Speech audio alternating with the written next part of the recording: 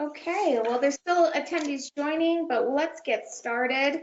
Welcome to this week's LotLinx Market Data Report. I'm Jen Suzuki, President and Founder of eDealer Solutions, a digital and phone training company for 18 years. We have none other than Patrick York, the Chief Operating Officer of the Gillman Automotive Group. Patrick is responsible for the overall performance of all 10 Gillman dealerships, who are credited with being the 40th largest retail automotive dealer group in the nation. He's going to talk about one of the dealership's greatest challenges, internal training, and how they are addressing and taking actions we can learn from. Also with us today, Len Short, the chairman and founder of LotLinx. He's responsible for creating and launching the LotLinx precision retailing platform. With multiple awards received, LotLinx is the automotive industry leader in VIN demand AI technologies. We have a lot of automotive experience today, all proud to be part of automotive retailing from many different perspectives. And I know each of you listening is here to gain insights, knowledge, and stay in the know so you continue to accelerate and grow your own businesses. LotLinx and I came up with this webinar concept with the sole reason to support the auto industry as we all work through the current challenges all of us are facing. Our hope is that you come back every week. So thanks for joining us. Be sure to text in your questions or share comments along the way. We want to hear from you. It's been an exciting week in the dealerships, a huge start to June. Congratulations to all of you who are helping the auto community get back to business. As my friend Brian Finkelmeyer said in a post yesterday, I've never seen a 63% month-over-month increase get less publicity. 1.062 million new pure retail sales in May was well above predictions. And retail auto sales continued to improve this week, with an overwhelming majority of markets posting week-over-week gains. I'm going to just run through just a brief overview of this past week, and then we'll get into some data. June sales to date improved, you ready for this? 18.2% above pre-COVID levels, closing the gap with the year-ago numbers. New car sales ended up in positive territory, outpacing the pre-COVID levels by 17.6%. Used cars continue to lead, ending the week up 19%. Wow. But something to keep your eye on is the shopper volume and engagement. Accelerated their downward trend, indicating some headwinds ahead for overall volumes. So shopper volume is now trailing pre-COVID levels by a negative 12.8%. Shopper engagement trended lower all week, now trailing pre-COVID levels by negative 20.3%. We'll have to ask both Len and Patrick their opinions about the potential and current impacts of this. I couldn't believe the unemployment numbers posted this week. With the strong numbers last week, they're suggesting a faster than expected economic recovery. But despite the positive employment data, economists expect a suggesting negative 5% setback in the U.S. economy for 2020.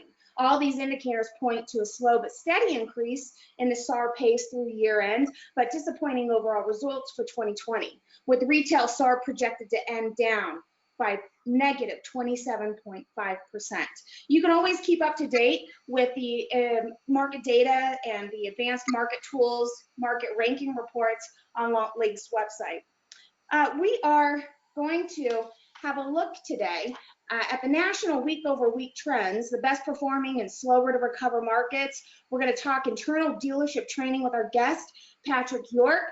Now, I met Patrick when he hired me to work with all their GMs and executive teams to improve a seamless guest experience between BDC and sales teams. We did drill down to those micro moments that were missing that not only encourage better customer experiences, but get managers more involved with every appointment walking through the door.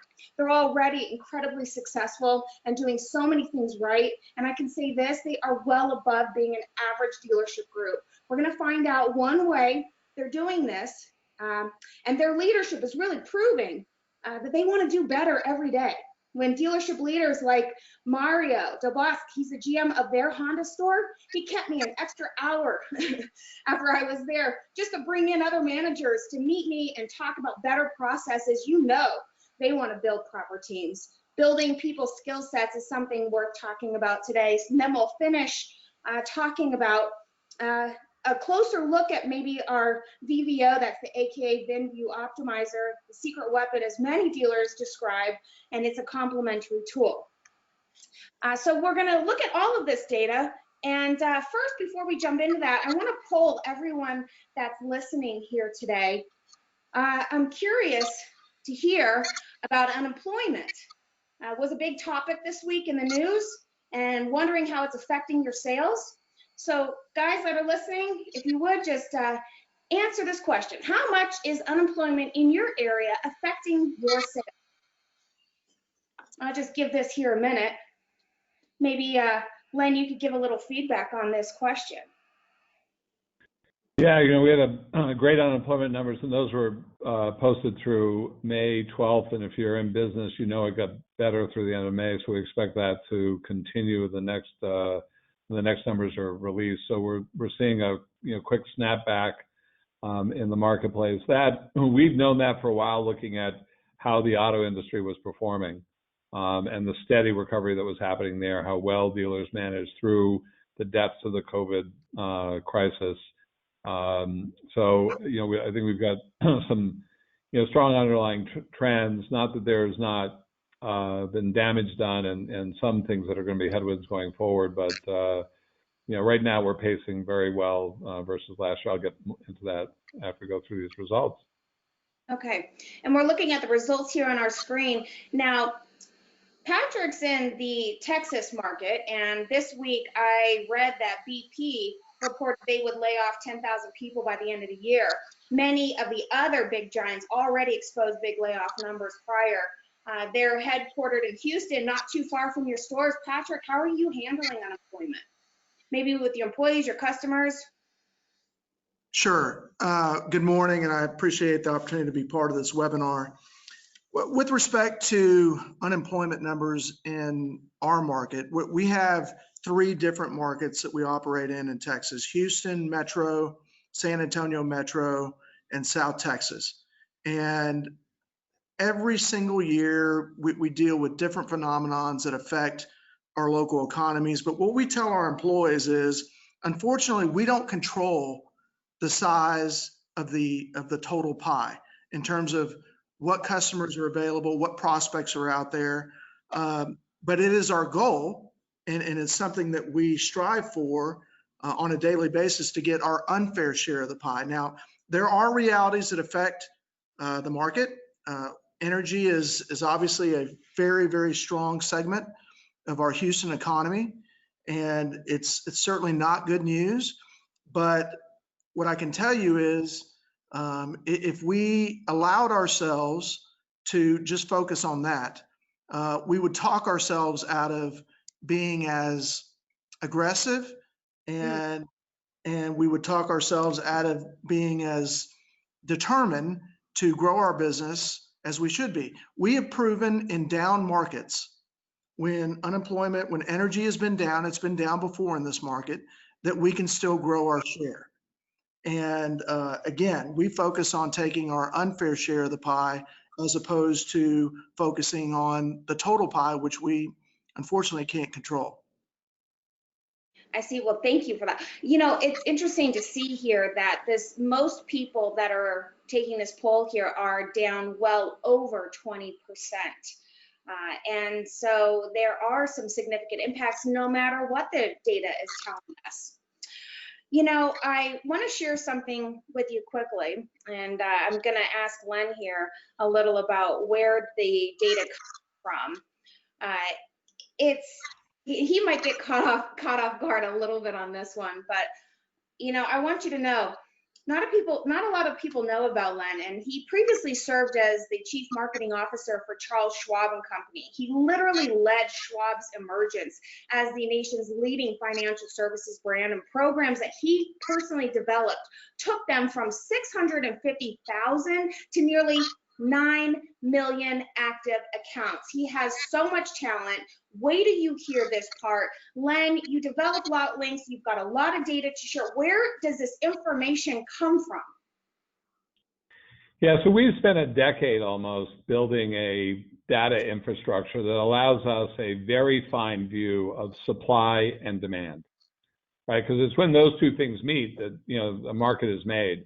So we have, built through data partnerships and our own data collection a view into inventories, sales pace, pricing, turn rates, all the things that affect the supply side of the equation. And then we're wired into literally everything that exists in automotive internet.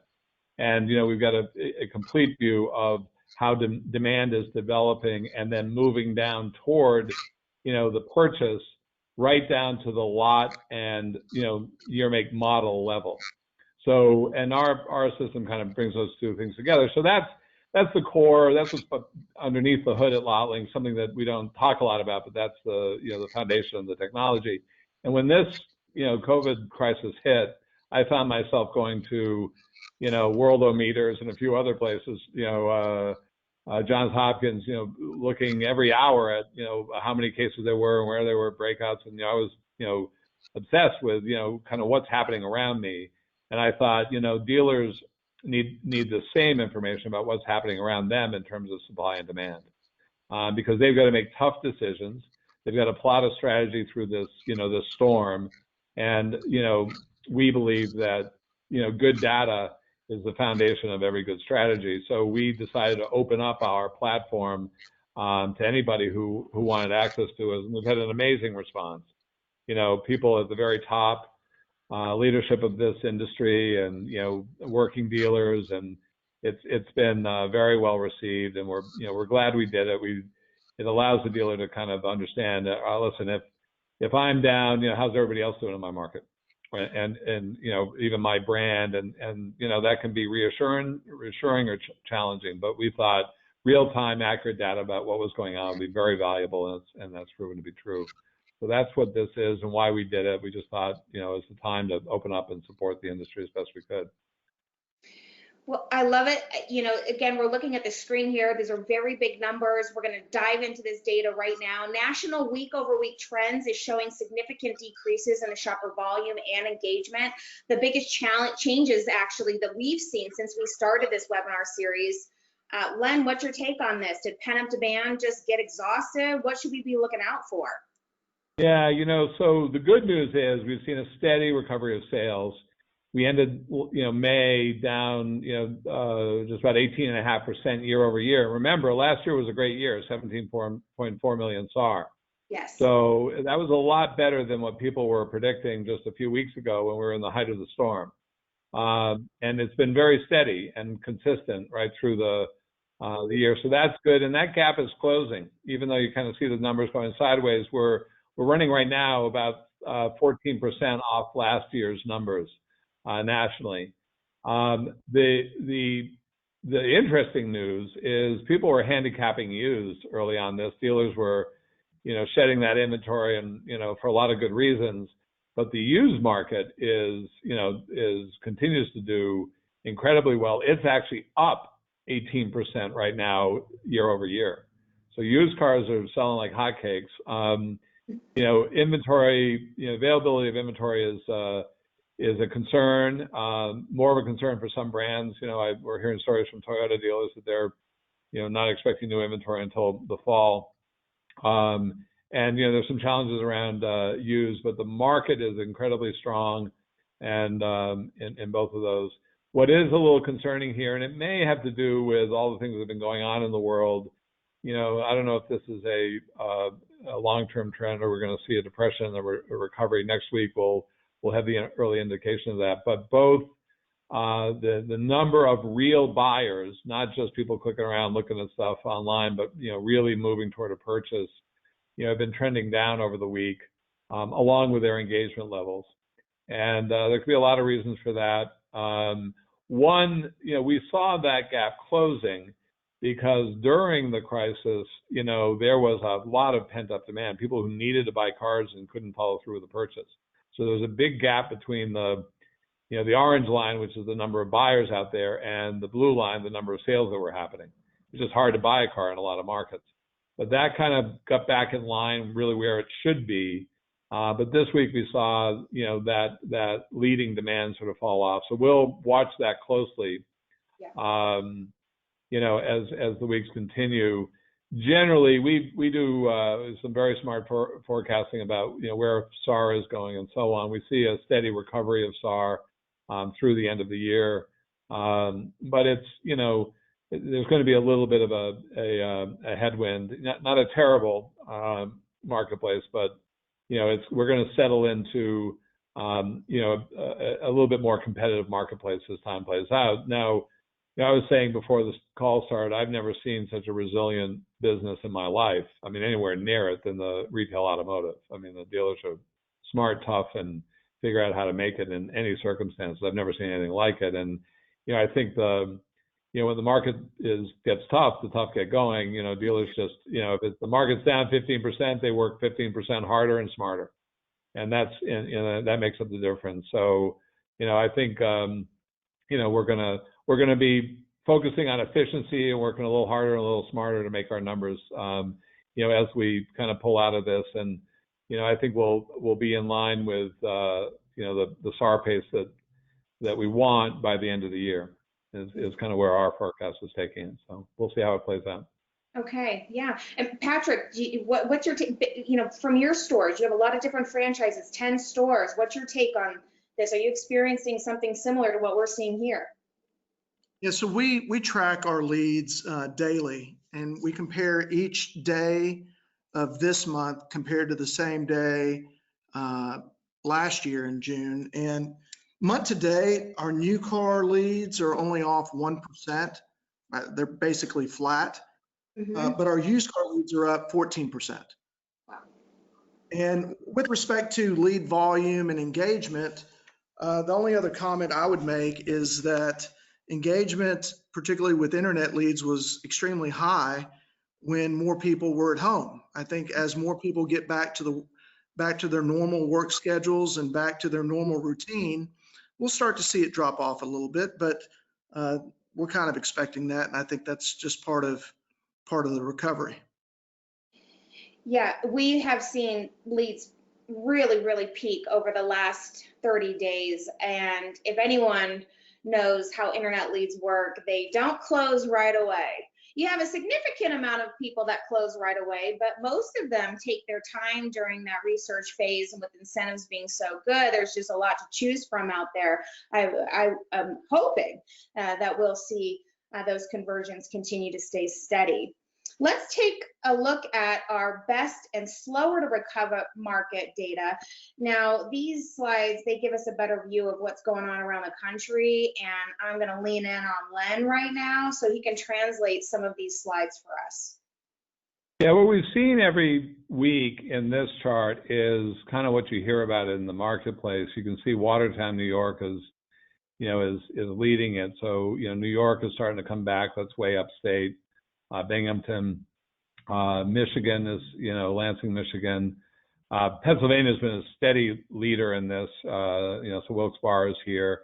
But a couple of weeks ago, this was, littered with Pennsylvania markets. As we know, that market kind of opened up as a hard shutdown. So this kind of tells the story, or kind of confirms the story that, they're getting back to business, market by market. And what tends to appear here is, the markets that are, newly opening up. And, so that's what we see here.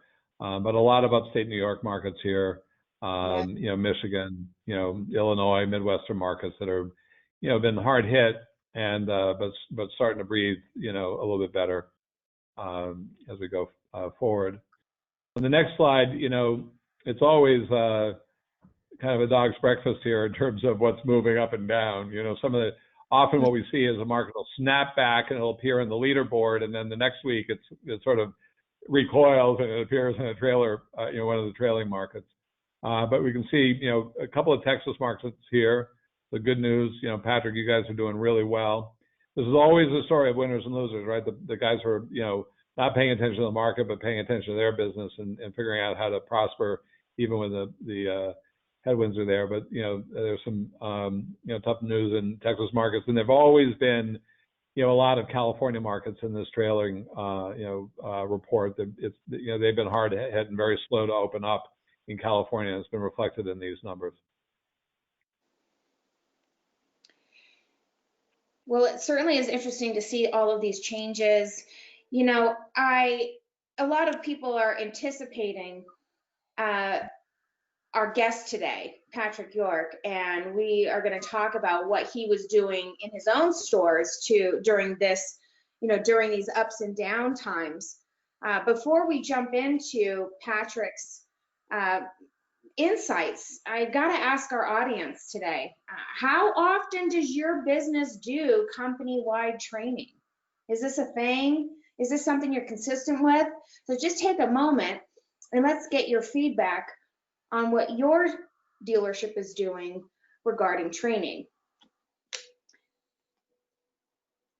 And we'll take a look at these results here in just a moment. Now, I was very excited when we talked to Patrick about what they were doing during COVID, some of these ups and downs times, when you have all of your employees anxious to keep the business moving and selling vehicles, but it's a downtime. What do you do with this time? Anybody knows me, training it's the forefront of my life. I believe in people. I believe in constantly educating teams so they can accelerate, so they stay longer. Let's see the results if we can here. Okay, so most dealerships saying that they train once a week, and the second runner-up is once a month. And I do believe this is one of our biggest challenges in the industry. And, we've experienced a lot of turnover in this industry.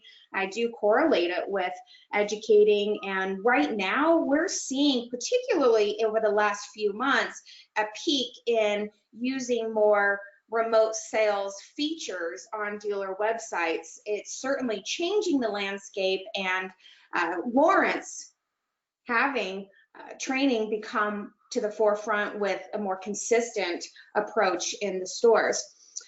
So let's do one more question. Let's see, did you guys increase or decrease your company-wide training during the COVID time? Did you increase or decrease training? Or maybe it was the same. I'll give you a moment here. Of course, we're always looking for better ways to resolve this continuous problem. It's time to experiment with new approaches to training in the stores. Let's see these results. Okay, I love this. So many of you increased, but many stayed flat. And that's interesting.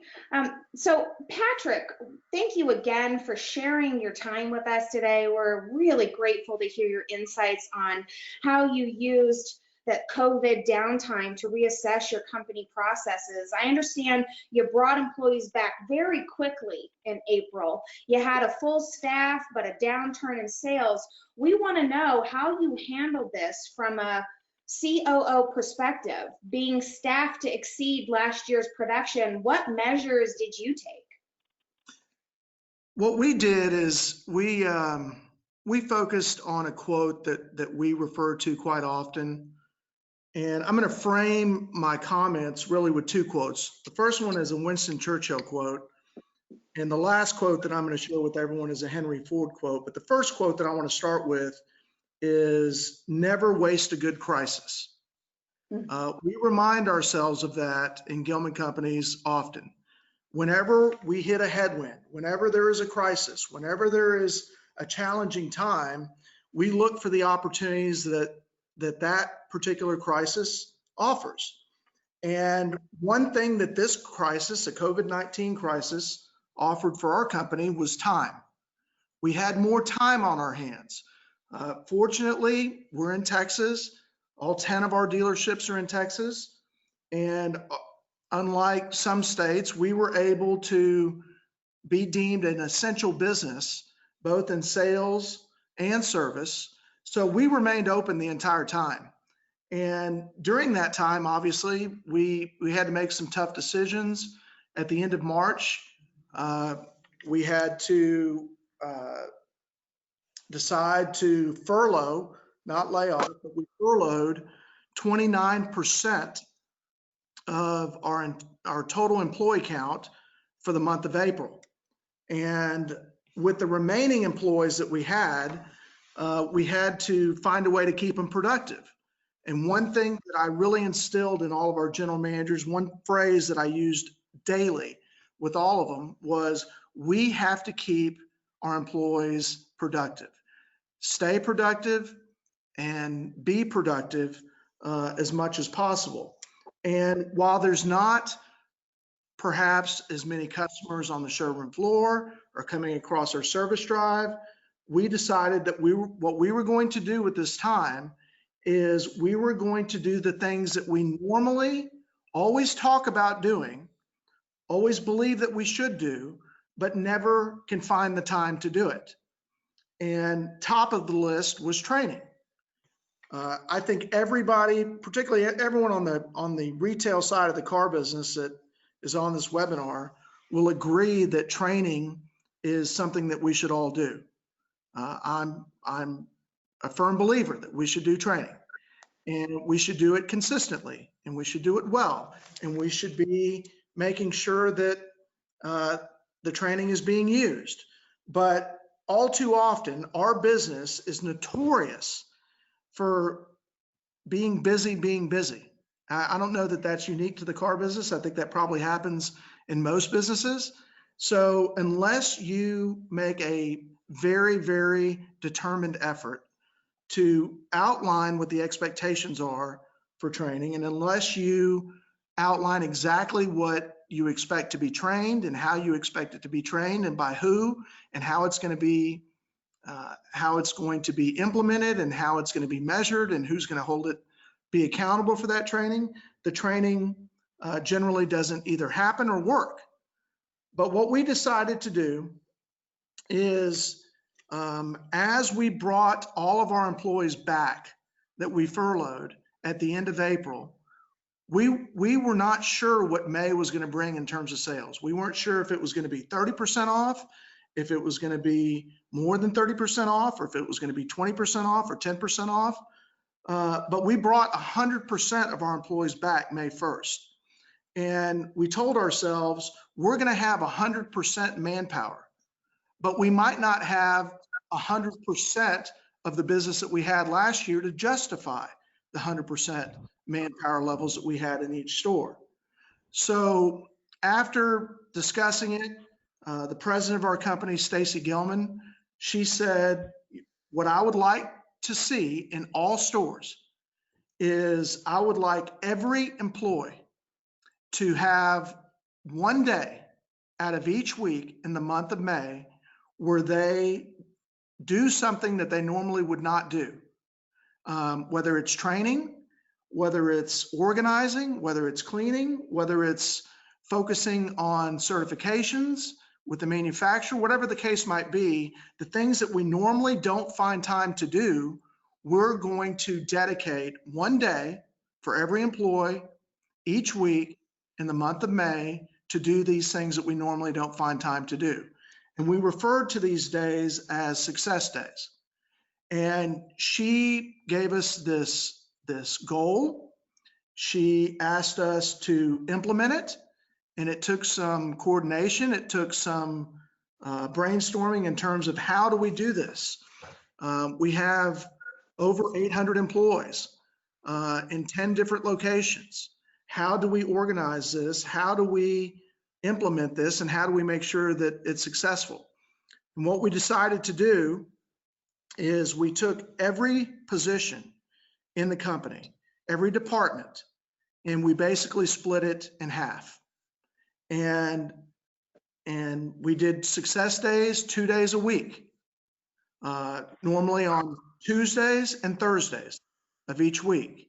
And half of the group would train on Tuesday, and the other half of the group would train on Thursday to ensure that everybody got one day. And we took a lot of time to determine what we want trained, because here's the truth of the retail car business. We have many managers that are promoted from the floor to F&I, or from the floors of the sales floor to the sales desk, and they may or may not be successful in that position. But one thing most managers don't understand, unless they are educated and trained, is that the measure and challenge of a manager is no longer how good you could do it when you were on the floor. It's how good you can get those that you manage to do it now that you are a leader. And our managers, sometimes, I think if we polled all of our managers right now, I think we would see similar results that we saw to the quick poll earlier. They would say, oh yes, we train once a week. Okay, what do you train on? Tell me what that looks like to you. And oftentimes a sales manager thinks that because he had a sales meeting and he talked about one objection perhaps that came up, that he's doing a lot of training. But if it's not organized, if it's not set up in an agenda, a curriculum, then it's very hit and miss. And there isn't anybody on this webinar that doesn't want the same thing that I want. I want to sell more cars. I want to increase our gross. I want to improve our CSI. I want to improve the customer experience. I want to offer differentiation from my competition. I want to improve the net profit of our company. The car business is not a nonprofit.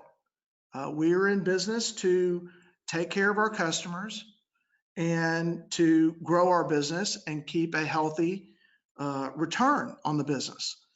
And the way that you accomplish all of that, I'm not saying anything that everyone on this webinar doesn't know already, but the way that you accomplish it is you train your staff. But all too often, again, you don't find time. We didn't find time to actually commit to it. So in the month of May, we took every single department, we made a training outline for each department. And I didn't send out every week's agenda at the beginning of May to the general managers. I would only send out 1 week's worth of agendas at a time. At the end of each week, I would send the next week's agendas for each category. And I told the general managers, I expect that you are going to have your managers train on these topics, very basic, fundamental topics. And I want to see evidence. And the evidence that I requested were sign-up sheets that we developed a form that each salesperson would sign up, obviously, each time that they attended. I asked for specific feedback. You know, what came out of the training? Who shined in the training? If you did a walk-around contest, if you did walk-around training, who did the best? Who needs improvement? I required them to engage in the feedback. And then, most importantly, again, we have 10 stores in 3 different markets across Texas. I asked them to take pictures during the training of the manager who was doing the training with the troops that he or she was actually training. And what we have in our company, I created a group text that has all of our general managers on it. And I'm on it, and Stacy Gillman and Jason Gillman are on it. And I asked the general managers, I should say I directed the general managers, each time they did training, or their managers would do training, take some pictures and then post it on this text. And so as these pictures started to come through, every general manager would see it. I would see it. Stacy and Jason would see it. It developed a momentum because general managers didn't want their peers to appear that they were doing a better job than they were doing. And so in some ways it created this healthy little competition. But my goodness, we received a lot of pictures. I'm not complaining about that because it was evidence to me that it was happening. And as a result of all that, I can tell you we had a great month. Our sales overall, new and used, in the month of May, were down 7.4%. But our grosses and our net profit and our CSI were all up. We made more money. We did a better job taking care of our customers, and we sold, unfortunately, we sold less cars. Now, I can't point to one specific thing that caused that, but I can say that this training, this engagement from our managers, the engagement with our employees and their managers paid off, particularly in process, in discipline to process. And I think all of you will agree that when in sales, when our salespeople don't take shortcuts, when they follow the process more diligently, car deals are not only closing rates go up, but generally grosses go up. And one thing that I firmly believe, our company firmly believes, and I think this would be a goal of any business, is that you can have high volume, you can have high gross, and you can have high CSI. You can make your customers happy, you can sell in volume, and you can earn respectable grosses. You don't have to sacrifice one for the other. There are some businesses out there that think they have to do that. That, if I'm going to be high volume, then I'm going to be low gross, or vice versa. I don't really care about the volume. I just care about the gross, and I really don't care about how we get it. So while the customer experience might not be great, all I care about is getting the gross. That is a short-minded view of what success looks like. We define success as being high volume, high gross, high CSI. So getting back to the fundamentals, how do you do that? It gets back to people. And the car business is a people business. It is a people business. These cars don't sell themselves. I tell our employees that all the time. They don't sell themselves. As internet leads come in, you could set up automated systems where you get an auto response to just about every lead. Is that going to help you sell more cars? Are auto responders going to help you convert more leads into appointments that lead to sales? Obviously not. It takes a human being. And human beings, left to their own devices, in many cases, take the path of least resistance. And the path of least resistance leads to lower sales, lower gross, lower CSI, lower customer retention. It is a quick path to misery.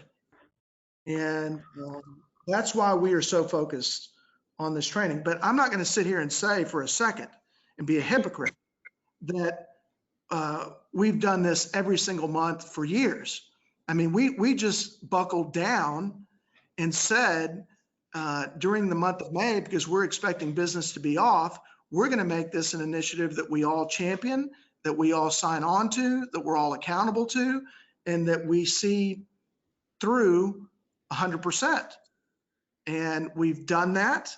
We did it in May. It worked. We've got a whole photo album worth of evidence of the training that we were able to do with our employees.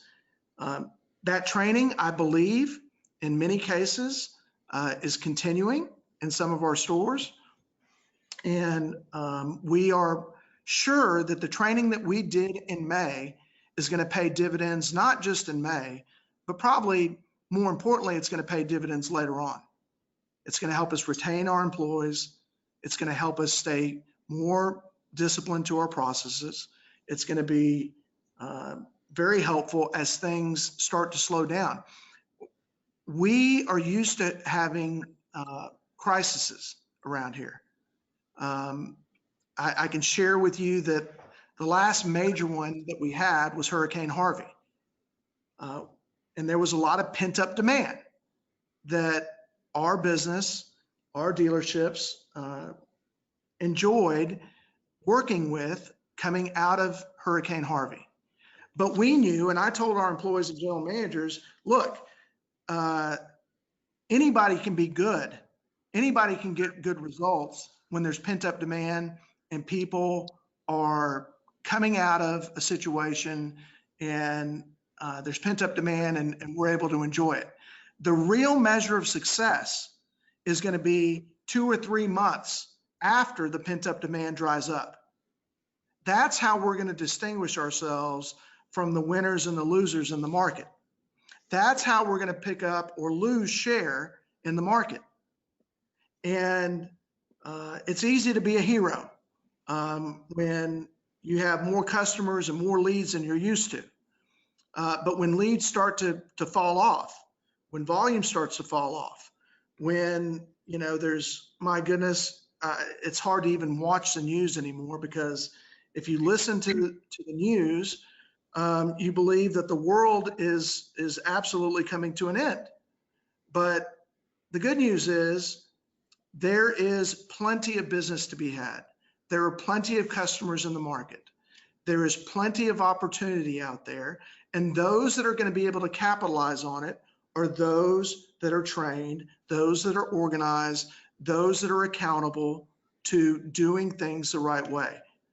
And we just feel very, very strongly about it. The Gillman Patrick, companies. you guys really took the bull by the horns with this training, and it begs so many questions. I'm listening to you describe, and you're actually answering all the questions that I had, which, you know, I'm wondering how your GMs responded initially to this initiative.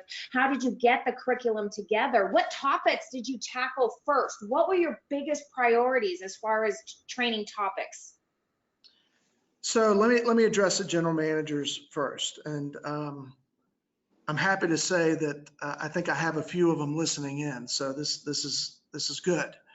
Our general managers are, they are all committed to growing their business. They have a vested interest in growing our business. And we talk to our general managers in very, very realistic terms. We could have said to the general managers, look, we want you to train every employee one day, all week, or excuse me, all month of May, one day in May, each week, just go do it. And I think some of them would have approached it with a very, very sincere heart to do it well. But I think all of them benefited from us giving them an agenda. So leading to the second part of your question, you know, the way that we approached the agenda was fundamentals.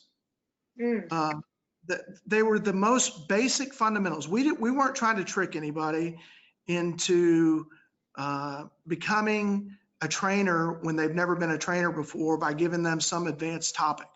Yes. I mean, we gave the very basic topics in sales. You know, let's talk about our sales process. Let's talk about establishing a commitment from the customer before we negotiate with them. Let's talk about selling the car. Let's talk about selling yourself. Let's talk about selling the dealership. Because if you sell those things, price is going to take care of itself. Gross is a function of management. The sales managers will take care of the price. But if the only thing that you're selling is price, and this is a quote that we really, really stress, if the only thing that our sales staff is selling is price, there's no price low enough to make the customer happy. There's no confusion with the fact that low gross generally equals low CSI. Agreed. And there's no such thing as a lowest price. Everybody's price can be beat. So focusing on value in your process, the experience the customer is going to receive, the value in your staff and your dealership, the car, the brand, all of these things are things that oftentimes are missing because we think the consumer already knows what they want. You know, the retail car business has evolved in many good ways. There is technology available to us that is absolutely amazing. And when utilized properly, it can give you a tremendous competitive advantage. But I know people that go to NADA that sign up every other booth they go to for products and services. And they think by virtue of signing up with everybody that tells them and promises them, if you use this, your sales are going to increase. All they're doing, if they don't have people back at their store that are committed, if they don't have a structure and culture and framework within their company to make sure that they are trained, the employees are trained, and that they are accountable to using the tools that they invest in, then it's a waste of money. It is a complete waste of money. Not necessarily a poor reflection on the product or service. It's a poor reflection on the managers at the retail level. If they're not committed, if they're not in, if they're not using it, and then if somebody who is responsible for them, dealer or whatever manager and structure, management structure you have in your company, isn't holding those managers accountable and checking on it, it's just a waste. Sure. You know, and we always tend to focus on gross and production and sales. And as you said, there's never a good time for training. And now it's becoming a main factor for your growth. I also think that, you know, honing in on this area, making it exciting the way that you described it, posting pictures in a group chat, acknowledging people who are doing really well, mentioning the impact that it's made in your bottom line in that group chat is exciting. It's engaging, and I can see where people would want to feel better about doing better themselves. The customer experience is ultimately, you know, the forefront of looking at your sales processes. When you mention sales process, you know, looking at selling, the experience, the commitment to the, you know, to doing business with us before we get into, you know, negotiations. I love all that. I think it's very, very relevant. Keeping it, the momentum going one time a week. You know, all of these things are challenging. And I think this is what we've been challenged with over the industry over years, is being consistent about training. So the suggestions and insights that you give us are really, really different than I think that we're seeing, particularly in large groups like yours, looking to, you know, continue to follow up on what to do, what do we train on this week, having a curriculum, a set agenda, everyone's following it, the results are, you know, equal across the board. You're looking at apples to apples amongst the stores. I love this momentum. Now, you and I had some time to talk before we got started today, and you said something that I don't want to go unnoticed, and I thought it was incredibly powerful.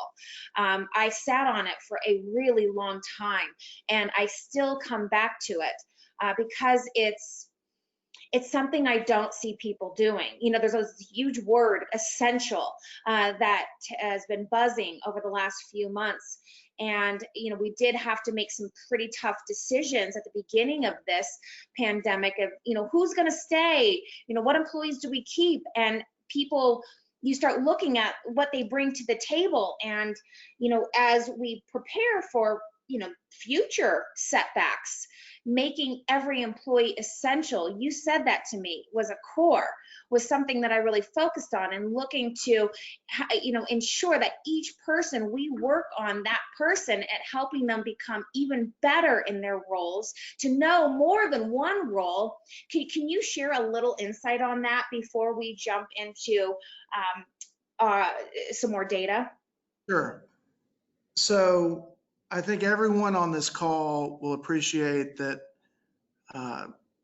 2020 vocabulary, some words that have become catchwords this year. Certainly essential and non-essential are two of those words. And we use those words not only as descriptions of our business as a whole, but we took those words and applied it to our employees. And we said, you know, if you want to be an essential employee in Gillman Companies, then you need to have early buy-in on training. You need to show some eagerness and willingness and active participation in the training. You have to show evidence that you're applying the training. And we said it's very easy to identify non-essential employees. Those people that aren't on the program, those that roll their eyes at the thought of, oh, well, I've got to do this training today. I don't want to do that. I should be doing something else. I should be out on the floor.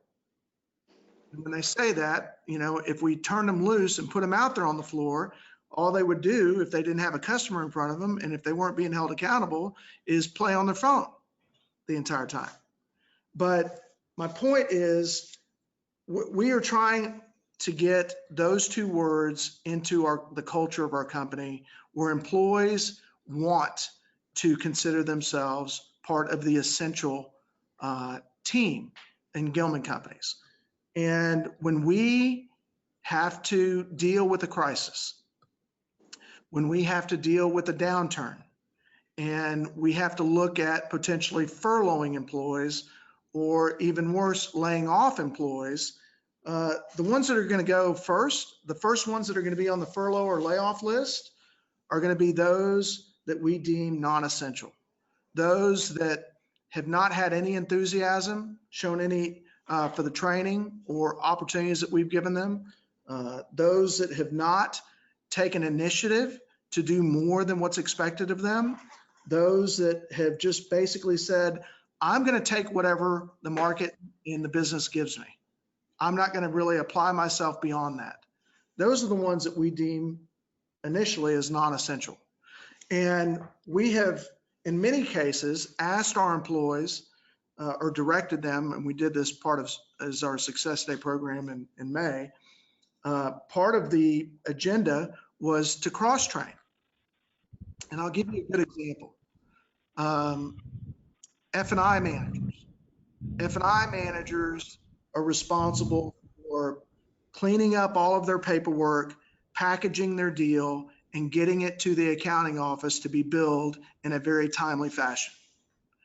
And billing clerks often get frustrated with certain F&I managers because they don't dot their I's or cross their T's as consistently as they should, or they just don't think that the F&I manager appreciates what they have to do.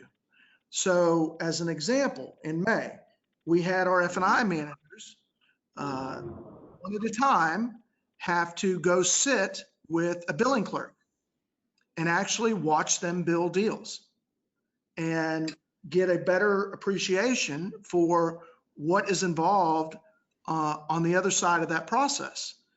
And I can tell you that there was some really, really good feedback from that, because normally an F&I manager would just complain. You know, this billing clerk is all over me. This billing clerk won't get off my back. This billing clerk is unreasonable. This billing clerk just looks for reasons not to bill my deal, when that's not the case. Until they get a full view of the other side and the other perspective, that they're going to continue to have those unreasonable thoughts. That would be one example. Another example would be in our accounting departments. We oftentimes have people that are specialized at one particular thing, whether it be billing or title work or payables or whatever the case might be. And we took this opportunity in May during our Success Days to make sure that people understood at least one other role and the fundamentals of that role in the accounting department. And when, of course, we made record of that, should we need to fall back on it later on, who cross-trained in what positions, so that if we ever have a situation where an employee gets sick, my goodness, this COVID-19 situation is so scary, because you could have one person test positive in a accounting department, and then you've got everybody around that person that has to quarantine for 14 days. That's pretty scary. But having backups is something that we are trying. We don't have a perfect system by any means, but we are trying to cross-train as many people as possible to be more consistent with the label that I initially spoke of, and that's being an essential employee. Because it's easy to be a non-essential employee, I can tell you that. And unfortunately, left to their own devices, many employees will be a non-essential employee. It's employees that show initiative. It's employees that take what we offer them in terms of training and support and resources, and actually use them and grow from them, that we deem as essential employees. Very strong. I have to just say this is, learning to become an essential employee is incredibly valuable. Learning more than one role is essential. I feel like this is incredibly relevant. It's a statement worth repeating. Cross-training employees to know more than one role is the future. And there are many, many instances right now where, for example, sales managers need to learn the BDC role. We're watching that. We're seeing F&I putting deals together from all of the remote selling features on websites. So there's a lot of great opportunities right now. So what Patrick's given us is, let's develop curriculum from a high level, agree on the curriculum, put it out there, stay accountable, make it engaging, make it fun for everybody, whether there's a group chat, posting pictures, sharing results that are, equivalent results from one store to the next, that everyone's sort of on the same page with growth, and that employees know that training is something that we want to see executed and implemented, and you're looking after it. It's part of being essential in your company, is applying what you're discussing week by week. You've given us a lot today, Patrick, some really fantastic, very progressive insights. I don't want this to go unnoticed. Len, if you can, we're looking at Patrick's market here, and I want to just give you a moment to just, share what you see here. But also, there's one last thing that I want everyone to see. I know we're running over a little bit late, but I want you to see what I would call, and what others are calling, a dealer's secret weapon. Right now, we're focusing really hard on inventory. We've got everyone focusing on, are we going to have enough inventory? Used cars is popping. Honing in on each of your vehicles and how they're being seen in the marketplace is a crucial activity, a daily activity. And I hope our listeners will find this and take advantage of this complimentary tool. So let me turn this back over to Len. Yeah, I wanted to just thank you, Patrick. That was fabulous. And, we've been lucky to have, in this webinar series, a number of, just truly great operators, or legendary operators like yourself. And I've got to say that the theme that I've heard through all of these discussions is that customer experience equals growth. Yes. But all of these right along, these have been dealers who've been succeeding in tough times, and they've been enjoying higher grosses through all of this. Maybe it's the times that make the customer experience even more important, but that's where they focus. And I just think those things go hand in hand. And as you say, they're not opposed to each other. They're actually go hand in hand, and that's what we've heard consistently in this. So it's great to to hear that again. And I just wanted to tell you what an honor it is to have you be part of this. So we've offered another thing to dealers, because it is for for our dealers, what I hear, they pull me aside and say, listen, this is my secret weapon, man. When I first looked at this, I just saw something that I'd never seen before, and it's become a core way that I run my business. And I know the dealers now are trying to figure out, hey, listen, I need to be more efficient. I need to make sure that, every dollar counts, and that what I'm doing is really pushing the ball downfield, every single time. And this tool allows dealers to look at, in a very simple view, and it's a very powerful tool. There are a lot of things you can do with it, but it basically plots for a dealer every item that they're holding in inventory. So we're looking at a large Chevy dealer in a Midwestern shutdown market. He's holding 678 units. And, for instance, here's an Equinox that's been on lot for, new Equinox, been on lot for 124 days, and it's only been viewed 2 times. And what dealers have been discovering over the past decade is, a viewed car, an unviewed car is an unsold car. That driving shopping sessions to their inventory is what's driving sales. So, you're here, listen, I need VDP views.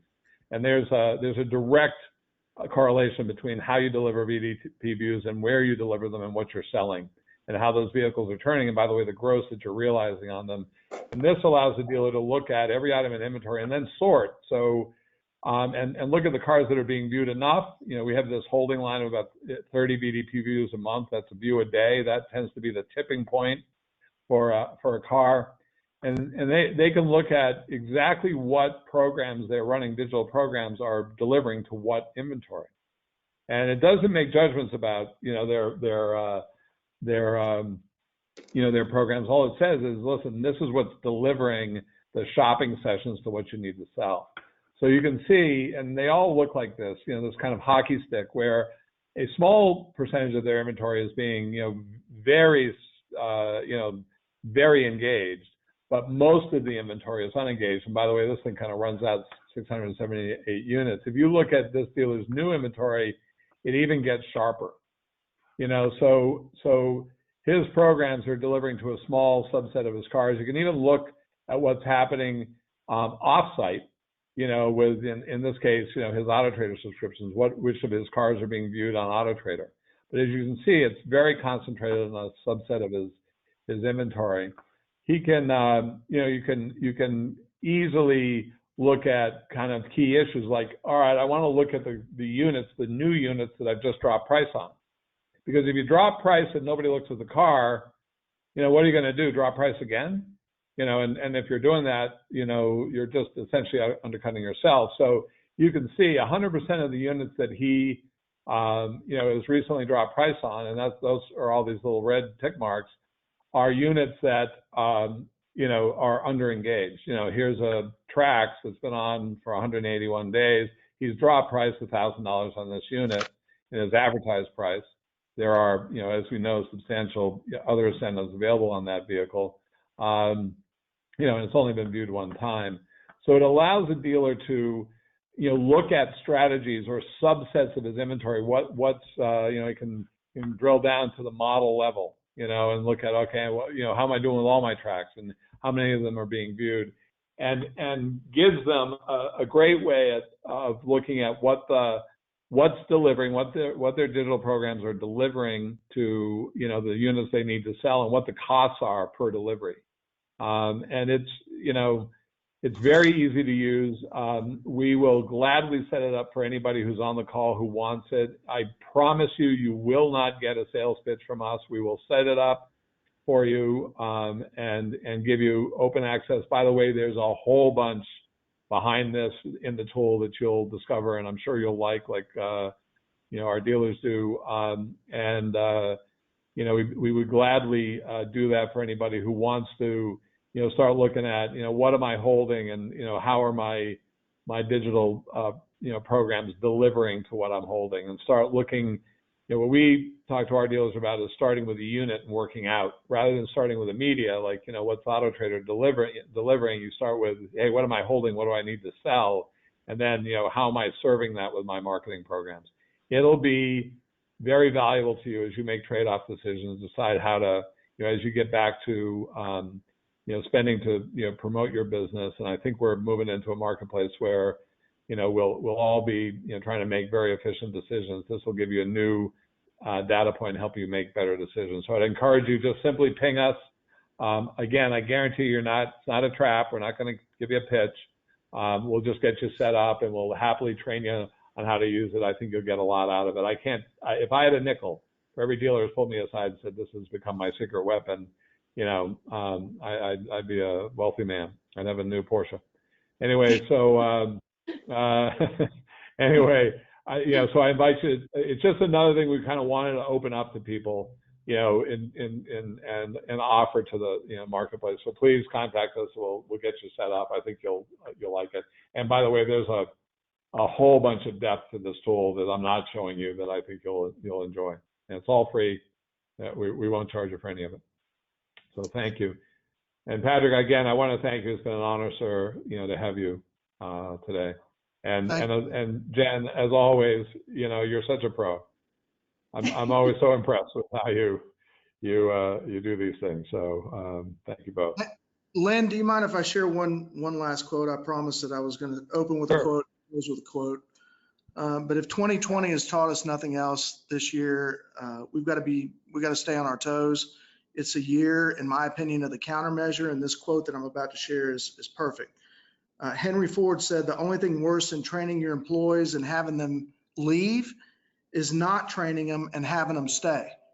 Those that aren't trained and aren't going to be able to handle these crazy, uncertain, unprecedented times that we're dealing with.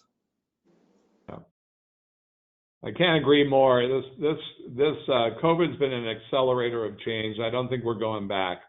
I think the consumer's getting, is just moving faster into a new model, and it's gonna, in the long run, it's gonna mean, better relationships and higher margins for the dealers who meet it, and frankly lower costs. But it's a time of great change, and that's why I think it's been so valuable to have people like you just sharing what you're doing. Thank you. Yes, thank you so much, Patrick, for your time, your expertise. It was really enlightening. Never waste time during a crisis. It's been a great week overall. Big sales growth, a lot of opportunity, as Len said, for change. And I don't think we're going back. All we can do is keep our finger on the pulse, keep staying informed. We do believe in data and people, and good processes equals the results we're looking for. I hope you'll come back next week.